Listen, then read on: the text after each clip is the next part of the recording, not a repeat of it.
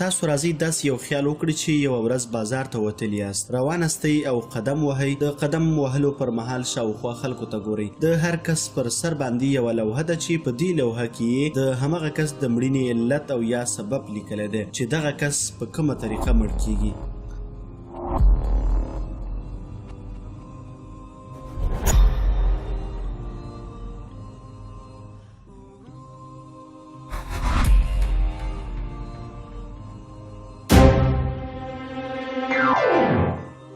تاسو راځئ دا لیونی فکره همدلته پرېږدئ. که چیرې په رښتیا هم دغسې یو څه په واقعیت کې موجود وی، په دې معنا چې هر کس په دې پوهېدلی چې په کومه طریقه به مړ کیږي، تاسو څه فکر کوئ چې آیا دې کار به د خلکو ډار له مرګ څخه کم کړی وی؟ زیاتره خلک د مرګ څخه د بېلابېلو اسبابو او علتونو لپاره ډارېږي، دا ځکه چې مرګ د هغوی په وړاندې یو نهایت او د پای ټکی دی. آیا تاسو پوهېږئ چې الله جل جلاله انسان له ډېرو نورو مخلوقاتو پرته د دې لپاره پیدا کړی دی چې دایمي ژوند وکړي؟ راځئ په دې برخه کې له ما سره لږ متوجه شئ. ته پیدا کېږې، له هغه وروسته 20 30 80 80 او یا تر 100 کلنۍ پورې ژوند کوي، له هغه وروسته مړ کېږي.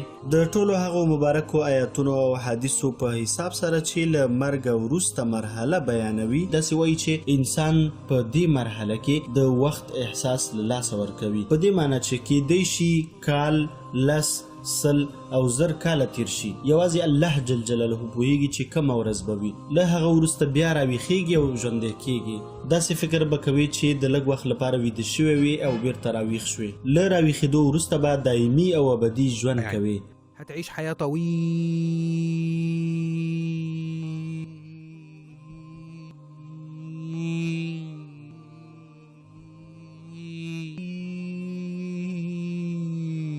په ډېرې بخښنې سره چې دلته به زه خپله ویډیو قطع کړم، ځکه چې یوټیوب داسې ویډیوګانو ته اجازه نه ورکوي چې هغه نهایت نه لري.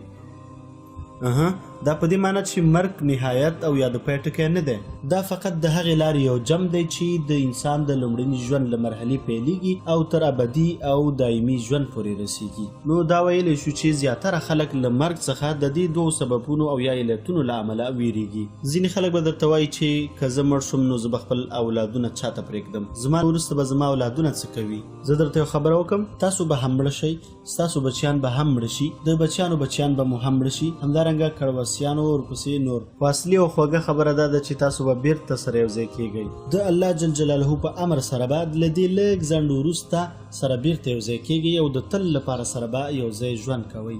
ځینې نور خلک وایي چې زه د دې له امله له مرګ څخه ویریږم چې د الله جل جلاله د ملاقات لپاره آماده نه یم، او یا کله چې زه مړ کېږم نو کیدی شي چې زه د هغه وخت کې د الله جل جلاله د ملاقات لپاره آماده ونه اوسم. خو راځه همدای وخت دی د الله جل جلاله د ملاقات لپاره ځان آماده کړه. څه شی دې منع کوي؟ څه شی د مخکې خنډ ګرځي؟ موږ ټول پوهېږو چې لږ په سمه او لږ په غلطه باندې روان یو، خو تر څو چې په موږ کې روح وي، د وخت له تېرېدلو مخکې موږ کولی شو چې بیرته خپله لاره سمه کړو. خبردار چې له هغه کسانو څخه ونه اوسئ چې دغه ټول د دغه لږو شیانو په بدل کې خرڅوي.